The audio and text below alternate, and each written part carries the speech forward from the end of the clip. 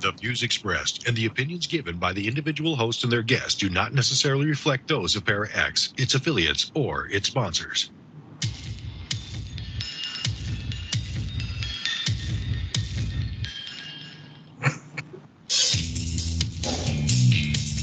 Supernatural, metaphysical, paranormal. You know, all those things you've been wondering about? Are you ready to go deeper into the realms of the unknown? I hope you've got your walking shoes on, because life is an adventure, and this is the journey. Come on, let's go.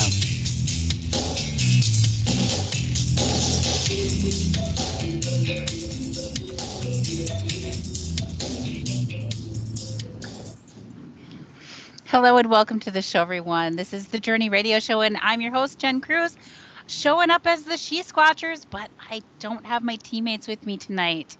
They bailed.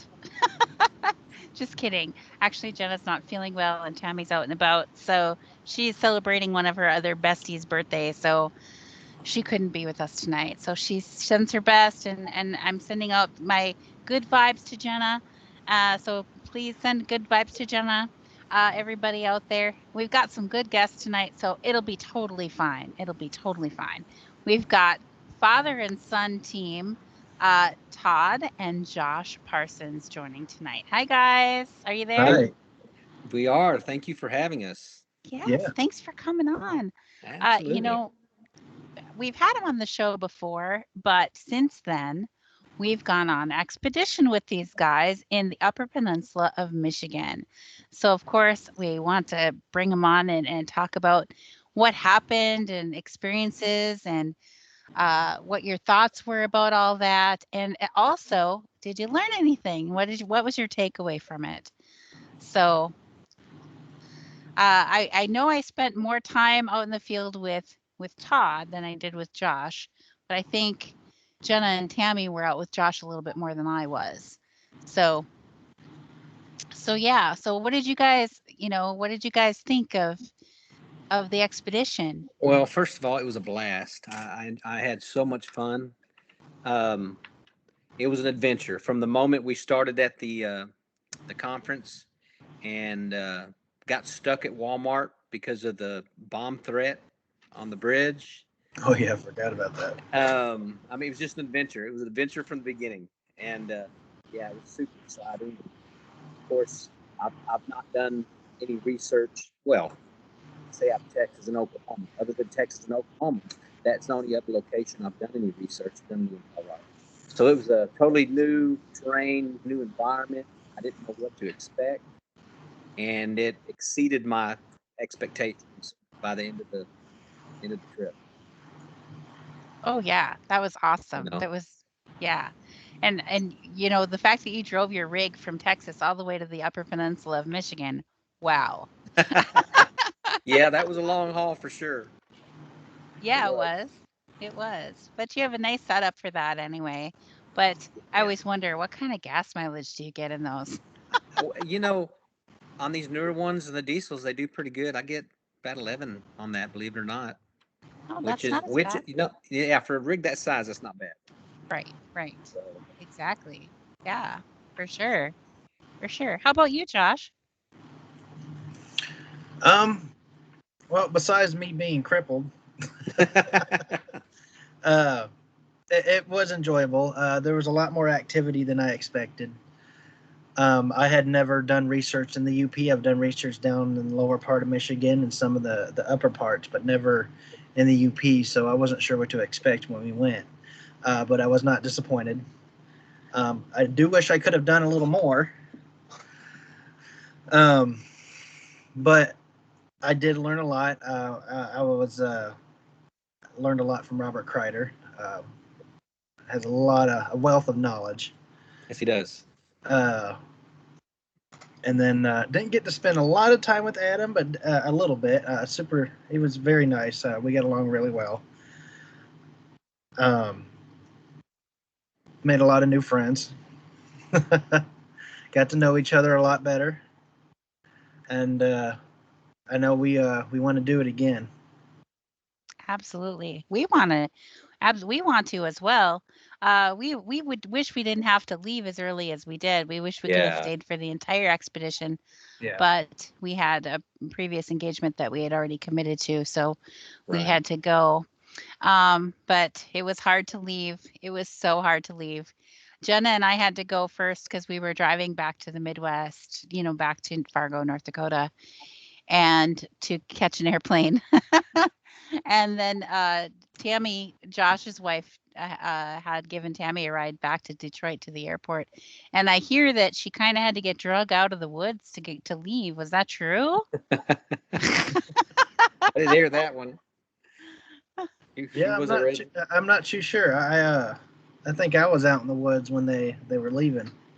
Yeah. Yeah. I guess she was out there until like 10 minutes before it was time to go. They're like, you have to leave now. You have to go. You're going to miss your flight. I totally get it. I didn't want to leave when we left either. I left a little bit the day. Well, it took a while. We had to scope out the area, so it took a while till we found a good location. And although I think seems like the whole area is, there's a lot of sign. But of course, it was towards the end when we started having, really good activity, and that's when I had to leave. Right. Yeah, exactly. And if we had the opportunity to remote view that location before we got there, I didn't have the exact coordinates to where we were staying. Otherwise, I would have been looking right there. Yeah. But that would have been a good thing to be looking at. Had a really hard time with service up there once we got up into the UP. My phone did not like it up there at all. Yeah, mine either. So it was normally, even in the most remote places in Minnesota, my phone will work. Like I can use my GPS, I can track myself on a map with, in even the most remote forests in Minnesota. So I was really surprised that none of that was working for me up there. Yeah. So well, there's definitely some remote areas up there. Although I think there was a tower nearby, so I figured that would have helped some. But I guess I don't know what that tower's for because it wasn't helping nothing. Yeah, they need to get better cell service up there. Yeah. So enough people should be complaining. Yeah. Exactly. Yeah. Exactly. But maybe if the people live up there all the time, they're used to it, and not if they're coming from the outside in, they're probably like, "What is this?" Yeah. Yeah. Exactly. Like it's hard to believe. It's hard to believe that people. I mean, some of that area seemed remote enough that I was like, man, the winters must be. I mean, really harsh there. But a lot of those, I talked to the next door neighbor and all that, and they live up there year round and all. It's hard to believe. But I'm not sure what their winters are like up there compared to like Minnesota. We get like 50 below zero sometimes. Oh, do you? But 20 below zero is more. That happens more often than 50, but that's without the wind chill. I don't think I've ever seen below zero. Where I'm at, I can only imagine how much worse it is in the UP. Yeah, for sure. For us Texans. Are you from Texas? I am, yeah. Originally, okay. Yeah. I've only lived up here about 6-7 years. So how do you like the winter? I don't. You don't like the winter? I do not. No. When I first moved up here, it was cool for like the first 2 days. Then I was done. I can't do a lot of things that I enjoy doing out in the woods that I can do in the summer. I can't do it in the winter. I can understand that. Yeah, not like here in Texas where in the winter is the best time to get out. Well, sometimes we'll have decent spring and fall, but I mean, we don't get out. None of my group gets out hardly in the summer. It's just too ridiculously hot. It's not even enjoyable.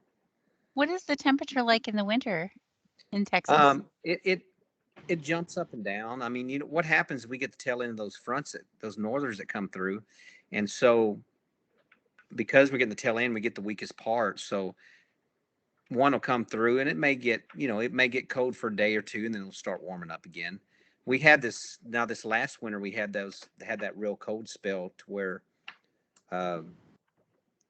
where we were at freezing for several days, and I mean we had people out down here aren't prepared for that. So, I mean, we had a lot of problems with broken pipes. I mean, the whole neighborhood, all the water company sites froze up. So we were out of water. We lost power for 2 days. They're just not prepared down here. It, And Texas grid just had all kinds of issues. it's the opposite here. It could just, you could have a huge blizzard come through, everything would be fine. But when we get thunderstorms and it rains and the wind's blowing, we lose power. It starts flooding.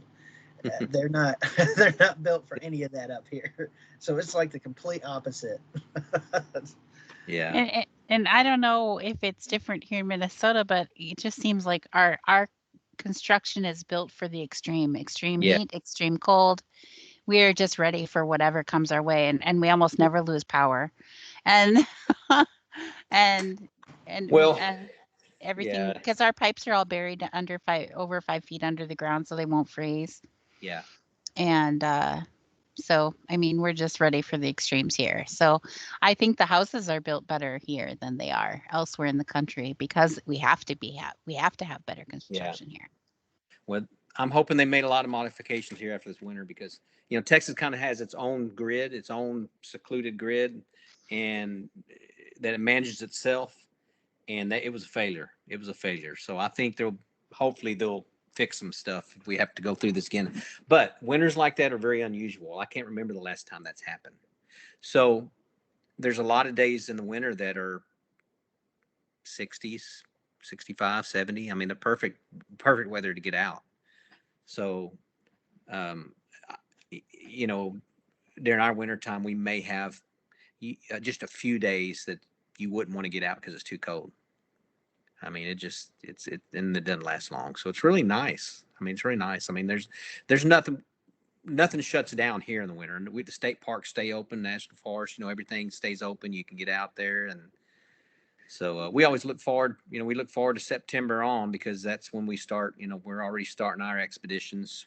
We got one at the end of September coming up. So when things start cooling down, but in the summer, nobody wants to get out. I wouldn't either. I don't do well in the heat. Yeah. No, it's miserable to me. So, but we've got a big expedition coming up September 25th that weekend in the National Forest with 3 different groups. Coordinated effort. That's going to be real interesting. Looking forward to it. Well, I'm excited for you. I want to hear all about it. I will. We'll get back on, and I'll tell you. I'm hoping we'll have some good. We usually do have good activity out there, and of course, most of the time we're only covering a specific area, but we're actually got a coordinated plan that we're putting together, involving different groups and different areas at the same time, and we'll all be in communication with each other. So we'll be covering several different portions of the National Forest this time. So it should be real interesting. Oh, that does sound good. Yeah. That does sound good. Yeah.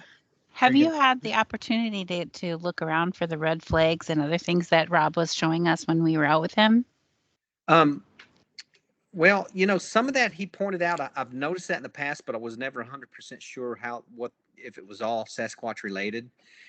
But what's funny? I have gotten out some, and I have noticed. What I have noticed is areas where they're not showing up. So we have property in East Texas. It's a pretty remote area of East Texas, and I've always kept my eye open there to see if there's any signs. I've never seen any signs, but since I've gone up there actually I've been up there. I don't know if I've been up there since no, I haven't been up there since the UP expedition, but in the past I've gone up there and looked for other signs, and there's a lot of stuff. What I've noticed is areas where they don't seem to be passing through. I'm starting to see differences. Like in Sam Houston, there's a lot of activity, but there's also a lot of signs. I see a lot of the tree structures. I see a lot of now.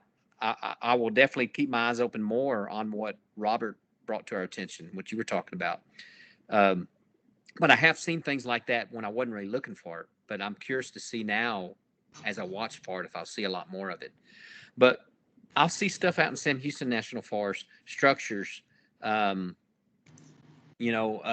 tree breaks, stuff like that I do not see when I go out to our property in East Texas. And I've started in the past. I would always look for stuff. I wouldn't really think about not, going to areas and where nothing exists. Now I'm comparing areas. Now I'm seeing that our area, there's not signs. Other areas I go, there's lots of signs. And but yeah, I'm real interested to get back out there and apply some of the things that Robert showed us, for sure. I know in my area I've started looking for a lot of that stuff. Yeah. And I'm starting to see it because I'm usually looking either down or behind me, and I always forget to look up. Yeah, and now tree breaks. I've always tried to find a pattern with tree breaks. In the past, I'll see a tree break and I'll try to go different directions to see if I see other tree breaks, to see if they follow some type of pattern or directions. I've seen a couple of times where it seemed like they were marking a path in a specific direction with the tree breaks. I'm not 100% sure, but I've been to areas where I've seen more than 2 or 3 tree breaks in a row going a certain direction, and they're all pointing the same direction. So, But there you go. yeah.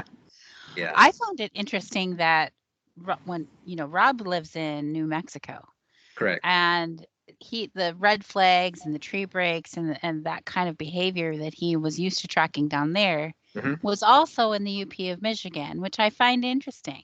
That there was the same type of behavior happening with a really large distance of area between. Obviously, they don't know each other. It's not the same Bigfoots.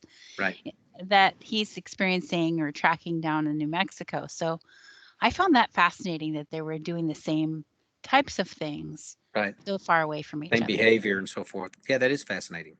Yeah. Yeah, and I think a lot of the stuff he mentioned to me, I've heard researchers or people that I go out in the field with, that they have mentioned some of the type behavior and signs that Robert talked about that he sees in New Mexico. So it sounds like the same applies down here, that the same traits or same behavior as well in Texas.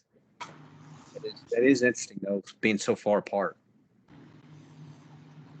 So it's obviously something that's been done for a very, very long time. If it's spread that far, yeah, if it's a learned behavior, then it has been passed down for a really long time for them to have spread out that far.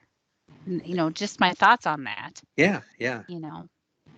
I'm the more I learn and the more people I meet, I'm really starting to believe the Sasquatch population is a lot bigger than what I previously thought, because the group TAPS that Texas Awareness and Acknowledgement, that I'm a part of, a lot of our get-togethers, we invite, we put out open invitations for people who are interested in the subject, or had experiences and all that, and we open it up to the public. We do that periodically, several times a year, and over the time, I've met so many people in the areas that we go to that live out within 100-mile range or less, in the areas where we meet at, that have property and that have activity on the property, and we've actually gone out to some of those properties. It's just, I've always thought there was a good sized population of them, but now, it's just so many people that I've met that are having activity, and it seems to be pretty widespread, group of them all over Texas, and lots of clans, it seems like. Now, of course, I don't know how much area a family of them will cover. I've heard some theories that they, will cover several hundred miles. And then I've heard other people say that they tend to stick around the same area. So, and maybe it varies by different, it's just like us. If you're in an area you're not having a good source of good food sources, then you're gonna find a better spot.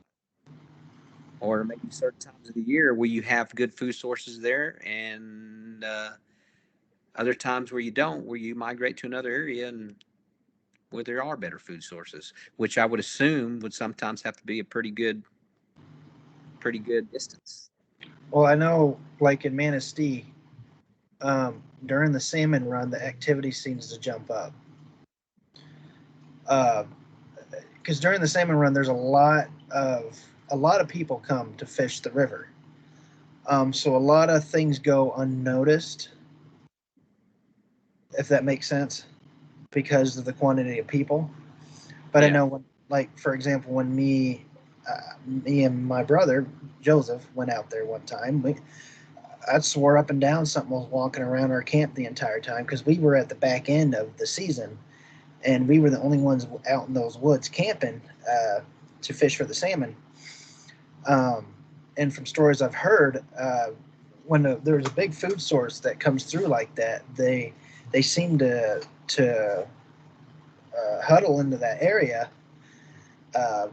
for the dying salmon, which would be an easy food source. Yeah. I'm sure they stick around till it's gone, Yeah. So that's what I've noticed being out there. I was starting to think about moving towards food sources and when they're abundant, like the salmon run and other things that happen. But also, like I think about the old times with the native people, and the native people would come together, they would travel to meet up other tribes and other peoples so that they could find a mate that wasn't going to be a blood relative. Mhm. And I start to wonder if the Sasquatchers are doing kind of a similar thing. Maybe when they're moving towards where the food sources like the salmon run, maybe the younger males and females are going there also looking for a mate outside of Mhm. their family unit. And maybe that could be also how these traits of breaking trees and making the red flags and markers, maybe that's how that's spreading if they're traveling a distance along riverways. Yeah. That might explain why there's certain sightings in areas where there's a lot more people, that they're just kind of passing through to find a mate, and that's why the sightings don't continue. It's only at that time, and then nothing will happen for years. They were just passing through to find a mate. That could be what that is. I think that they travel along the riverways because up Yeah. here in Minnesota, especially in the areas of the farming communities, there's no cover except by the river. Yeah. Then you've got tree Yeah, areas. absolutely. by Same the river. here. That, and I think they use the power lines. Yes. There's a lot of areas with the power lines where it's overgrown. Florida, for example, has a lot of power lines, and a lot of activity that we had out there was by the power lines. Mhm. Well, Yeah. it's an easy hunting area too if animals are coming out into the open. Right. And they can be in the trees and be observing them without being seen. I mean, that's perfect hunting strategy there. We have a good luck finding Bigfoot footprints in gravel pits up here, especially if the gravel pit is in a wooded area, like not in town, but out in the country, somewhere that's kind of remote. And as I look into that, I think that they're using it as a hunting ground because the deer will come in and they'll lick the minerals down in the gravel pit. And I found many carcasses and leftovers from deer down in the gravel pit. Yeah. Yeah. We found what looked like a ambush. I call it an ambush spot, but it was a little structure hidden off into the woods on the edge of a power line one time, and it looked like a great spot. And I know in the past when I've been down that power line in the mornings, evenings, there's lots of deer out there grazing. So that structure we found looked like a perfect spot to hide and watch for these things. And I got a feeling that's what it was for. And another, on top of that, another good, a good area that seems to be is old logging trails. Yes. They seem to like those. Yes, I think so too. And well, people generally don't drive up and down them either. They're pretty, Yeah. But it's the path of least resistance. If I had to walk through really thick forested area, or I could walk through an old logging path, I'm definitely going to take the logging path. Absolutely. Yeah. Absolutely. Yeah, and you figure a lot of those logging roads, at least even like Colorado, a lot of them, they got blocked off, so you can't even get vehicles in them anymore. So down some of them, so it's pretty safe. Or they're so overgrown, you can't get anything through there. Yeah, that too. Yes, up on the reservation, all the logging trails, so to speak, are actually just homemade little paths through the woods that really will scratch up your truck.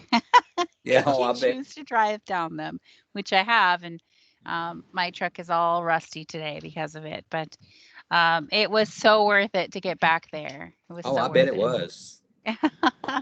Absolutely. So yeah, I would enjoy I haven't. hitting some of the reservations. I'm sorry. Go ahead. We have the best luck on the reservations up here, and I'm not sure if it's because they're just so unpopulated and such natural areas. And also, it could be that the Bigfoot know that they're going to be safe there because people just leave them alone. Yeah, I think it's both those. I think it's both. I mean, because that's a recurring, uh, uh, things that you hear is about Sasquatch on reservations and different reservations and sightings. I mean, you hear about it all the time, and I think both those factors you named are probably the reason. Absolutely. Yeah. So, I mean, I'm going up there tomorrow. Oh, okay, nice. I'm tomorrow, jealous. and I'll be back on Tuesday. But so tomorrow I head out and going up there, and I've got my tent and everything packed up, ready to go. Okay. Is this a kind of group type thing, or? Well, I'm heading to the powwow, but the That's powwow right. doesn't start until Friday Okay. evening, and so I'm gonna get my camp set up and just explore during the day and do some exploring and just right where I'm going to be camping, literally less than a mile away is one of my favorite research spots. Oh, So it's really not that far. yeah. So That's neat. so I can just jaunt off there and do that, and I probably will skip some of the main activities during the day, just to be out in the woods and checking things out. But yeah, it's gonna be a good time. What will the weather be like? It's supposed to be like 70, 75. Oh, man. At night, it'll be like 50, 45 to 50. Perfect. Yeah, it's perfect. It's a perfect. And it's right on the water's edge. It's in a peninsula. So the Red Lake is the largest body of water completely contained in the United States. So in some areas, you can't see the other side. But the place where I'll be is the peninsula that goes out into the water. Okay. And so it's surrounded by water, and I'll be camped right on the water's edge. So I'll get to hear the waves. And 2 years ago, they didn't have a POW last year, but 2 years ago, I had this huge bear at my tent. Huge bear at my tent sniffing at the door, and I didn't have any food in my tent. But 3 tents got busted into prior to my visit. Oh, wow. Because they did have food in their tent, but there was nobody in there. They had left their cooler in the tent, and the bear went in and trashed it all. But Well, have you had any Sasquatch come into the camp that you're aware of? Not that I'm aware of. But it is a little ways, like it's at least a mile from where I've seen sign of Bigfoot. Okay. Where we'll actually be camping. But I'll be driving over to those areas and driving down those little trails that are not easily driven on. Do you do some night driving as well?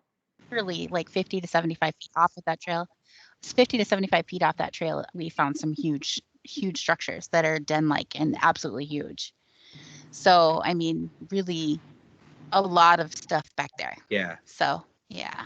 Do you ever do any night driving through there?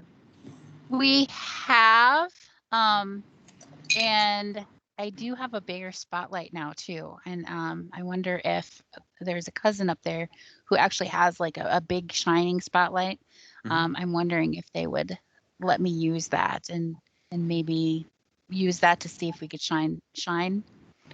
That's actually on the reservation. They use that for hunting, but Okay. I wouldn't be hunting. Right. not in that Yeah, sense. Yeah. it's legal to do that there. And Yeah. hunting, that's deer hunting all the time up there, and they hunt Okay. from driving trucks. They hunt from the back of a driving truck. Yeah. So it's completely different up there. So you kind of always have to be wearing orange if you're going to be out there. Oh, gotcha. Especially if you have hair the color of a deer.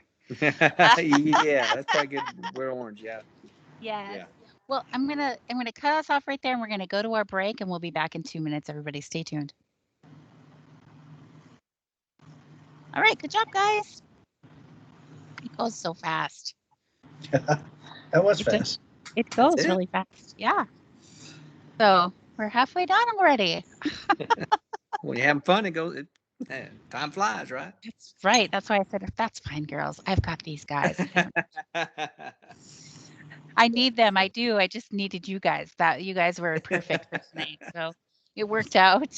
Yeah, absolutely. Yeah. Absolutely. Yeah, so I'm hoping we're gonna do like I said, we've got an expedition into September. We've got several locations we've in Texas that we're going to try to hit in September and October because that's great weather, great time, enjoy. I'm one of them. I just like to know the woods. If I see something great, if I find something great, it just makes it that much better. But I just and it's enjoyable to get out with the other folks and other researchers and share stories and but luckily we usually have pretty good activity, so that's just icing on the cake. When we come back, I'm going to ask you about the Bigfoots, their demeanor, like versus like I found that Bigfoot. Well, I should just probably wait till we come back. Okay. 30.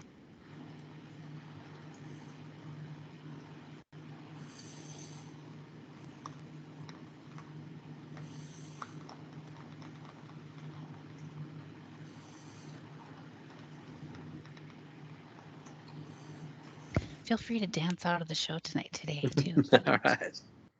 I was dancing by myself. The Egyptian walk like an Egyptian. That's right. Welcome back to the show, everyone. This is the Journey Radio Show, and hey, we're the She-Squatchers. Won't you check us out online at She-Squatchers.com?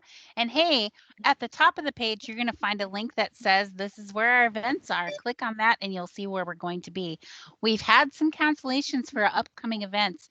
September 17th and 18th, we were supposed to be at the WNC Bigfoot Festival in Marion, North Carolina. That event last night was canceled due to issues with COVID in the area. And so it has been rescheduled to Memorial Day weekend in 2022. The event that we had scheduled for October, which was going to be the Yakima Valley Bigfoot Con in Toppenish, Washington, has also rescheduled because of COVID. And that will now be in April 2022. So, and then I scheduled, I confirmed and negotiated we're going to be speaking at the Medline Falls, Washington Bigfoot Conference, which is also going to be next spring. So you'll have to check that out on our events page to see where we're going to be. And if we're close to you, please come out and see us. We'd love to meet you in person. And so we're still scheduling for next year, but so far we don't have anything else for now for the year because everything's been canceled and rescheduled. So there's that, everybody. Nothing we can do about that, but stay safe. And hey, we're on YouTube. Won't you come out and subscribe to our YouTube channel at She-Squatchers Official? We're on Facebook and Instagram as well, She-Squatchers Official. Please come like and follow us there for all the latest of what's going on with us. So tonight I've got Josh and Todd Parsons here. They're a father and son Bigfooting team, but they're separated. One's in Texas, the other one's in Michigan. I was fortunate enough, us girls were fortunate enough to get to go squatching with these two guys in the Upper Peninsula of Michigan this summer, and it was a good time. We were there with lots of other researchers collaborating in a non-ego type environment. Everybody was pitching in and sharing what they knew and teaching each other and sharing with each other. It was just an awesome time, and I really, really appreciated all of that. And I know you guys did too. Oh, It was absolutely. it was definitely a good event. Thank you guys so much for putting that together. Yeah. Yeah, yeah, I would definitely want to do it again too. yes. So one of the things I wanted to ask you guys about was the demeanor between, like the demeanor of the Bigfoots in the north, like in Michigan, versus the demeanor of the Bigfoots in the south, like in Texas. Do you think that they're the same or different? What do you guys think about that?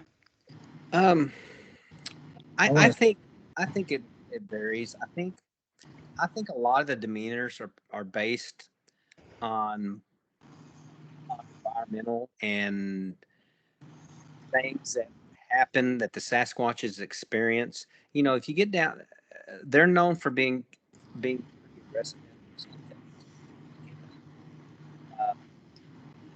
Houston areas that we've researched, there's been some aggressive encounters there, but I feel like a lot of the aggressive encounters are probably because they are, you know, Sam Houston is not that far from a major city. It's a very far a national forest. It's very busy. People go in there all the time fishing, hiking. There's campgrounds pretty full over the fall and then summer as well. So there are quite a bit of encounters there. I think they tend to be. I'm sure there's been situations that cause Sasquatch to be more aggressive in those areas. However, I've been to other areas. Oklahoma is one of them where they seem to be very docile, but it's also more remote there. There's not as many people passing through. They're not exposed to as many people. So, you know, St. Houston, some of those areas are probably not a whole lot. They've got to be very careful because there's not. It's a big national park. There's really not a lot of hiding spots overall. I mean, wherever you come out, whatever side you come out of on that forest, you're going to hit an area where there's populated, you know, areas. So that's kind of what my feeling is that it's probably based on things that experience, uh, people messing with them, you know, maybe getting shot at. Who knows? Uh, what you feel. That's kind of what my theory is. How do you feel about that, Josh? You've obviously been bigfooting in both places, right? Yeah, more so here. Yeah. And from what I've gathered, they seem to be more wary here. The best way I can, because during hunting season, they make themselves scarce. There's no activity. There's there's nothing, no prints. I don't know where they go, but they make themselves scarce somehow. And then outside of hunting season, like in winter, and the activity seems to jump a little bit in the winter, and then summer it jumps up a lot more. Because I've got an area that I've been going to a lot, close to me here in Michigan, that I've been doing some experiments and research, and I've found out that they're pretty wary, because I've put stuff out there, and I know I've put an apple out there before, and it took them a while to actually take the apple. Several days, actually, it seemed. But yeah, from what I can gather, they seem to be pretty wary up here. Have you tried things like jars of peanut butter, things that would require them to unscrew the top? I'm actually working on an experiment right now with that. Okay. I've got some cameras and stuff set up, I'm doing a combination of both peanut butter and apple. So we'll see the results of that hopefully here in a few weeks. Yeah, they seem to That's like peanut butter down here. We've had them break into the jars by sticking their fingers through the top. They couldn't figure out how to take the top off, so they stuck their finger through it and just broke the lid off. okay. Okay. And ate all the peanut butter as far as they could get. But because their hands are so big, we had a pretty big peanut butter. There was a little peanut butter at the bottom, and you could see the finger marks where the fingers were barely tips of the fingers were getting the peanut butter, but they couldn't reach the very bottom. I guess maybe their wrist was too big or something, or the hand was too big. Reach the bottom. One of the big ones. That sounds good.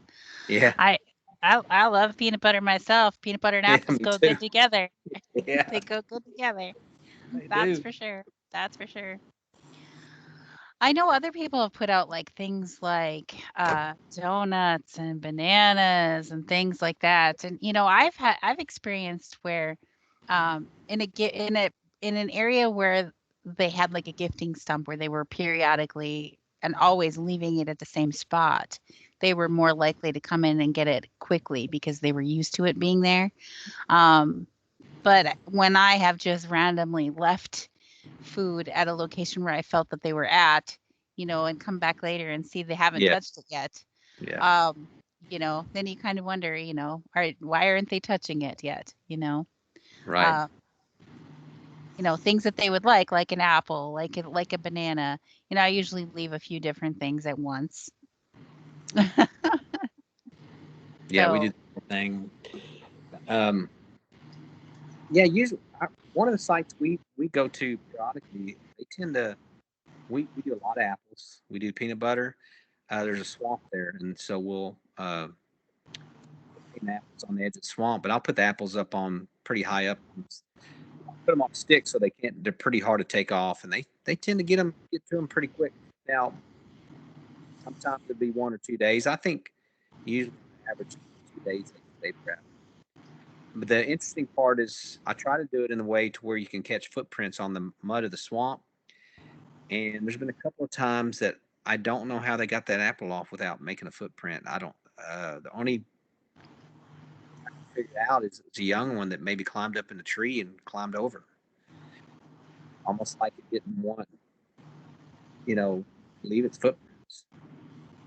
Because and so every time I go, I try to find a new tactic to where I can catch footprints. It's hard.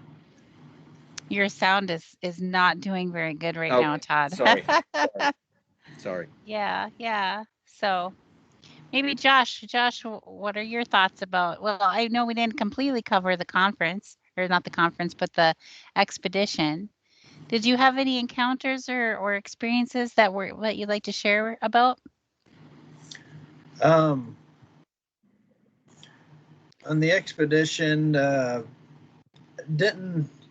I didn't have a lot go on. I think everybody else around me had a lot more happening. Well, you were out with us that night when we had the screams and the ice shine, right? Yeah. Yes. Yeah, I was. I was kind of in my tent because I couldn't really walk around. Right.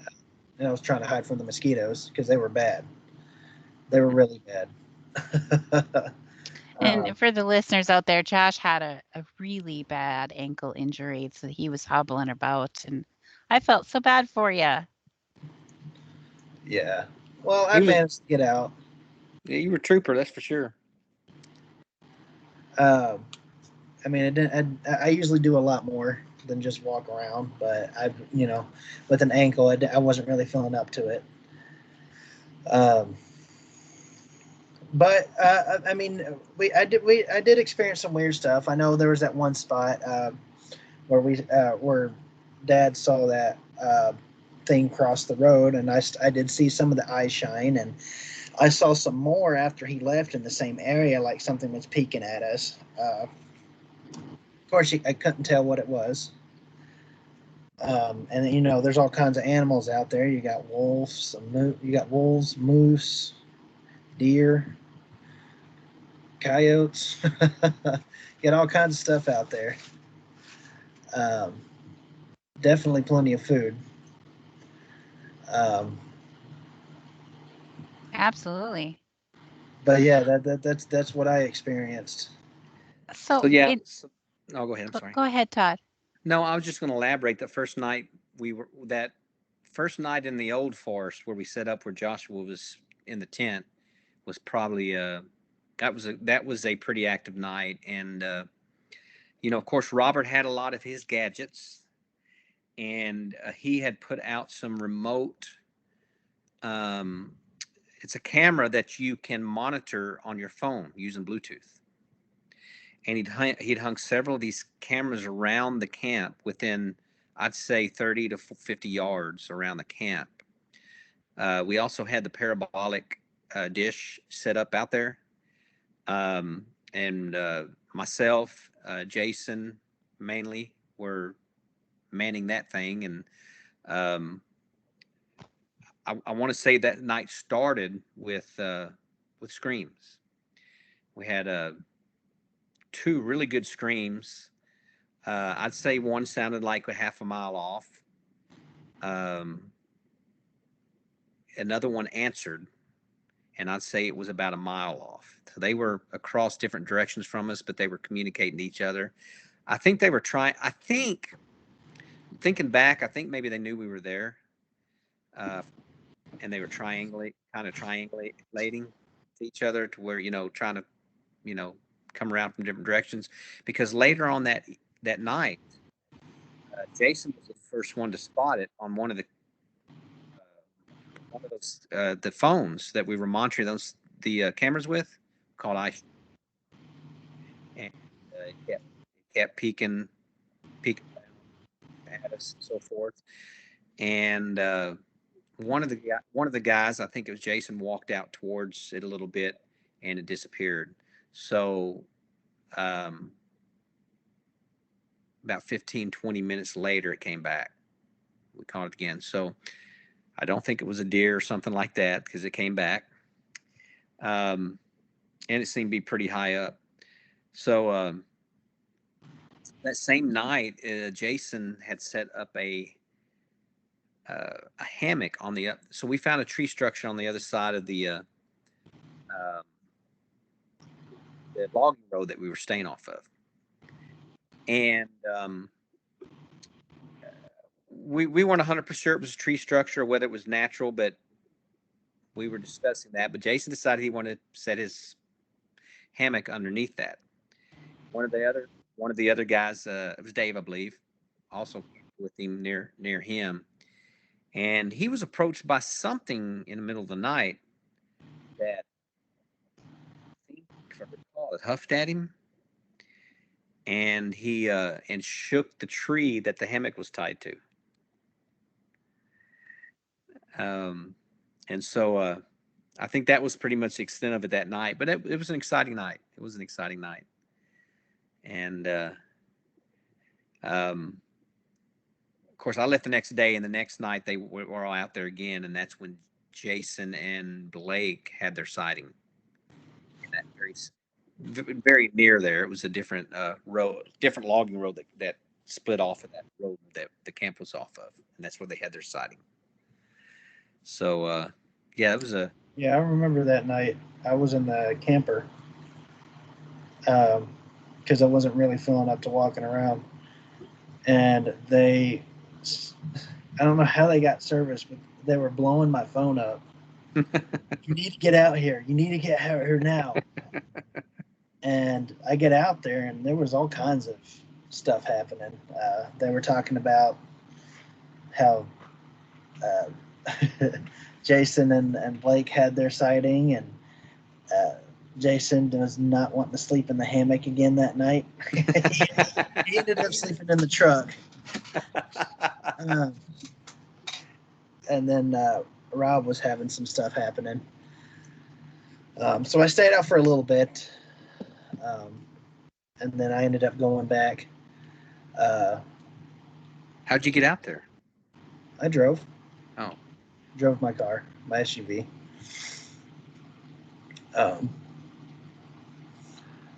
But yeah, I think I was starting to fall asleep, and then my phone just kept going off and off and off. I'm like, what is going on?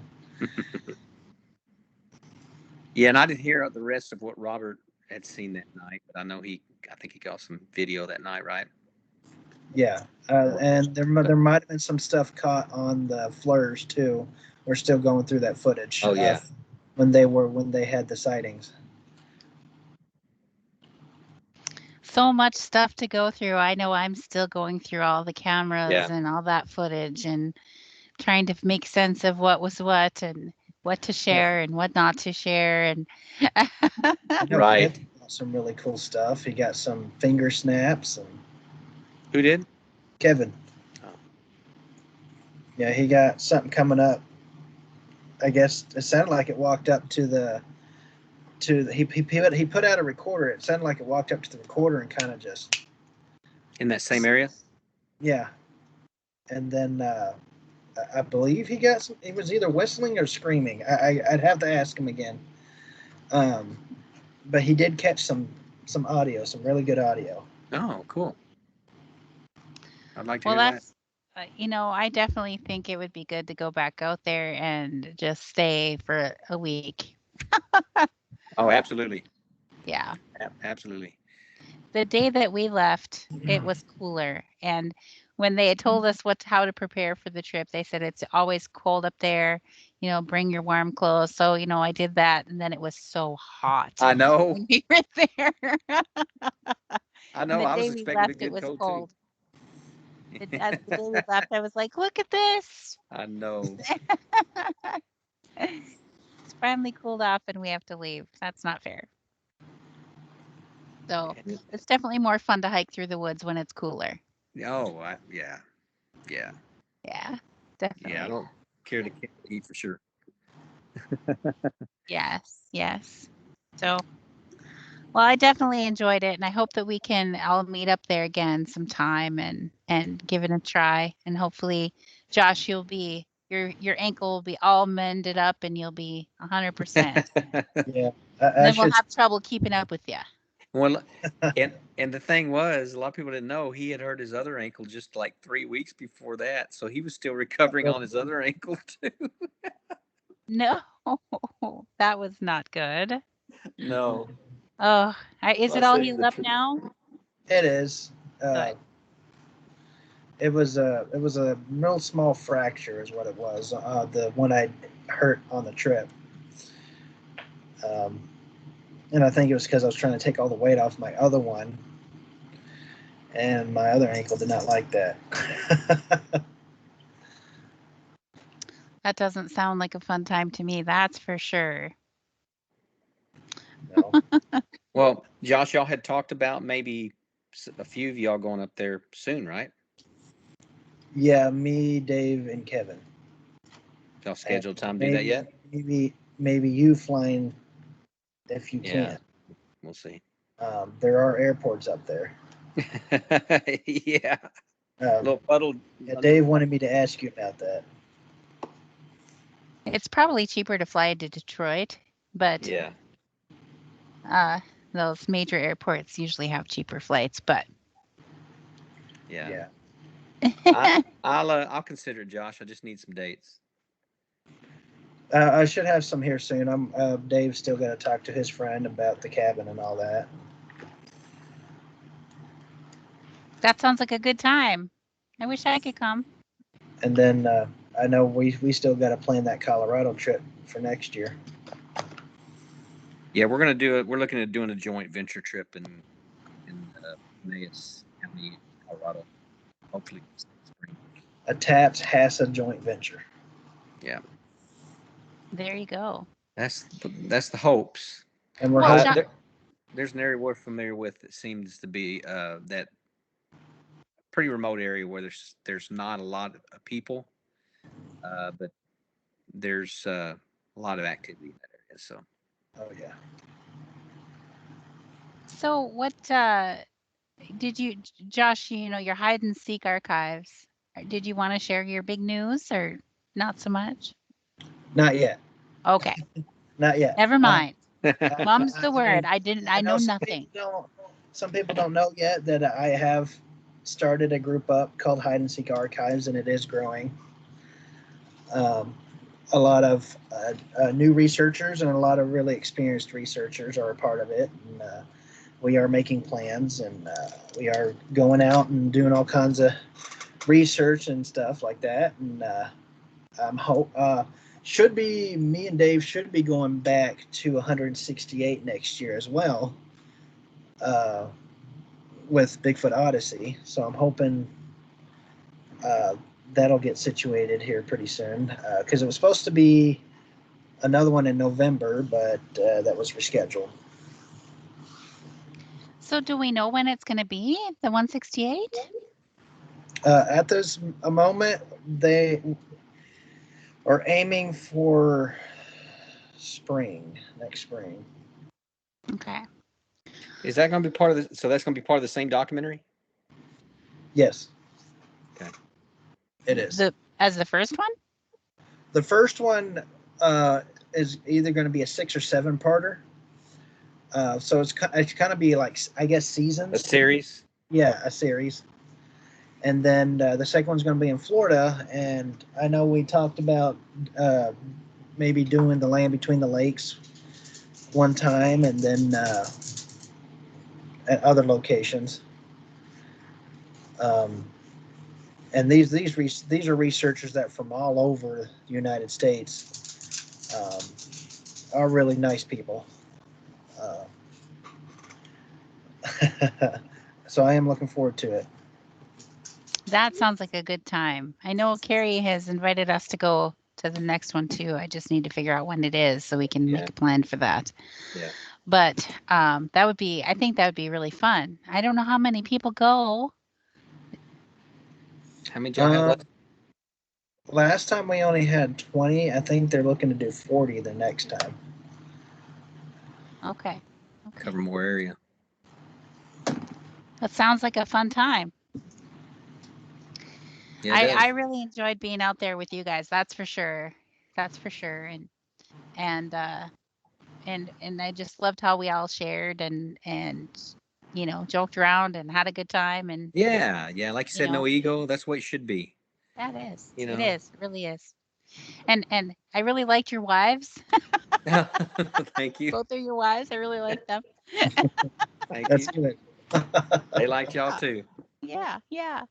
Of course, other researchers probably like, oh man, I really like your wives. For girls, so I really enjoyed them. Yeah, that's all right. Yeah. I was glad they were there. Yeah, I think we had a good mix there. We had good, we had a good mix of people from all over, and I thought that made it even much better. We had people with experience from all over the place, and in different fields and backgrounds, and not to mention Robert's, exploration company and his expertise and his gadgets. I'm gonna start calling him Inspector Gadget. Yes, he had a lot of gadgets. They were Yeah. really cool. Yeah, he did. And that music is telling us we're at the end of the show. So if you guys could tell us real quick where to find you online so people can get a hold of you if they'd like. Oh, yeah, Good you job. can Hide and Seek. You can find us on Facebook or YouTube. It's just Hide and Seek Archives. Awesome. And if you would like to be on our show, you can email us at hideandseekarchives@gmail.com. It's a good show. I was just on it. You guys got to check it out. Yeah, I mean, you can find me on there. You can also find me on TAPS, which is Texas Acknowledgement and Awareness of Sasquatch, that group site. I'm part of that group, so you can find me on there as well. So I'm just spreading my wings everywhere, and help out wherever I can. Thank you guys. I just love that you guys could come on the show tonight, and thank you guys so much. And Thank you. I'm sure we'll have you on another time if you'll agree. And we'll see you again soon. Sounds good.